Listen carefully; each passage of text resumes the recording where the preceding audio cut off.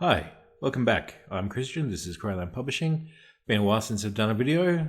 Hi to everyone who's come here through Wikipunk. We're a narrative gaming channel, we talk about narrative gaming. I know it's been a while between videos, I've been quite ill. On the recovery now, hopefully feeling better, but I'm not going to be on camera because I look like a basset hound that's very fond of heroin, so I'm not into that right now. But let's talk about lore, let's talk about how to tell players about the lore that you have created. But before we begin that, we need to understand that there is something that players do not care about. And it's your world, your lore, your world building. I mean, that's not exactly fair. They do care, they can care. What they don't care about is reading 13,000 words of, "In the ancient days the dragons fought the titans," because they've heard it all before. They don't care about how much tea a country imports or the morgantic marriage of the Empress Murgatroyd. It's just not interesting to them. It's just facts that they have to know to play a game, to get involved with their hobby. And to be fair, no DM wants to read a 3,000-page PC backstory either, so it does all work out. I think there's a few reasons why players might invest in lore that they can buy as opposed to something that you're just giving them. And I think there's a few reasons, one of which is that if you hand someone a book handsomely designed by a professional designer, written by a professional writer and developer, it's just going to look better and be easier for them to learn about. And also it's going to be a skill that's applicable beyond your campaign. That's important as well because we all know that campaigns, well, they last 6 sessions. That's doing fantastic. But the short-lived nature of the home campaign, the narrative campaign, tends to mean that players are unlikely to invest. Also, because if they know about Chult or Waterdeep or whatever, then they can talk about it with other people all over the world. It's more of an investment in like a shared fandom in a TV show. And that in itself is different than enjoying backstory, but it is something that you're going to be up against and that you cannot replicate in your home campaign. But I think that there's a better reason about why players don't invest in your lore. Now, first of all, I'm the kind of DM who loves to write huge, great big gazetteers and wikis and all that stuff, so I'm not discouraging you. I am that man. And I honestly must have written well over 1 million words in the last 40 years against the revolt of the Dark Buddha and the cult of the Butcher God and the undead suns and the dark powers that manipulate the Emperor of Space. It's fun as hell. Now, the problem is not having a backstory. The trick that will make you a better DM is how you communicate your backstory. The first thing is start small. You need to drip feed this stuff to the players. You do not want to hit them up with 75,000 word bloody backstory. I like hometown heroes as a really great way to set up a lore heavy campaign. You set up a local town. You set up NPCs and the PCs know. And that's stuff like their weapons master, their wizard tutor, kindly druids who live in the forest, their mayor, your mum, your dad, your sister, your friends, all that sort of stuff. Then you give just a rundown of history that's recent, that's within living memory. The goblins attacked last spring. Everyone knows there's a local dragon, but no one's seen him. There was a dark ride upon the moors 10 years ago. Things like that. Lore that the players will be able to action. Laws that the players will be able to encounter and deal with really quickly. And I'm talking like second session at the latest. That first session, you need to give them ties to the greater world. Let's say you want to do let's exercise the Carillion, the local bell tower. Let's find the stolen kids, right? So these are good solid first adventure ideas. And then you need to plant the seeds straight away. You find out that the bell tower is ancient and it was used as a rallying point against the Dark Prince's evil armies. The kids have been stolen and they've been taken by hags, and hags are famously once in the service of the Dark Prince. And what you've done straight away is that you've let the players know that their adventures take place in the context of a world that existed before the characters, which is what lore is. And if you've done well, players will begin to get interested.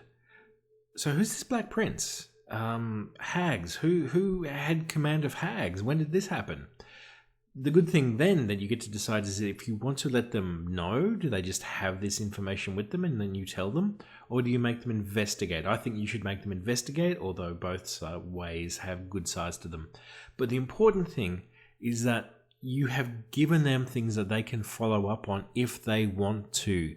You haven't just told them stuff. And if you make it worth their while, the Black Prince is the demon lord, whatever. You begin to let them know beforehand about how to make good investments in their characters. Well, if there's demons, I'll be a paladin, that sort of stuff. And also material culture. The actual stuff that they touch and wear and use. You don't just find a +2 sword, you find an ancient sword from the time of the Phoenix Empire. This blade must have been here at least 1,000 years. That's more interesting than, +2 sword. It's a bastard sword. Give them better treasure than just 3,000 gold pieces. Give them a bust of the Lady Valerius, the good. Collectors will pay thousands of gold for this immortal beauty's presence. Give them a portrait of the great eclipse, this vital thing that takes place in all of your backstory, so that when someone's got it, and when someone looks at it, they can go, the great eclipse, that's incredible. Thank you, PCs. And that will immediately get them interested and aware that there is stuff going on without them that they will want to involve themselves in. And probably the best bit of advice I have is be open to collaboration. Be open to players' backstories if it can make your world better. Say a monk wants to come from the Red Mantis clan of Death Killers and you don't know who they are. Can you bring that into the game world? Yes, of course you can, and you should.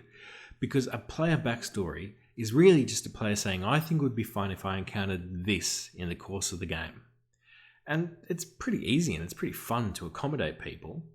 But players don't get to experience the game solo. It's not a solo adventure.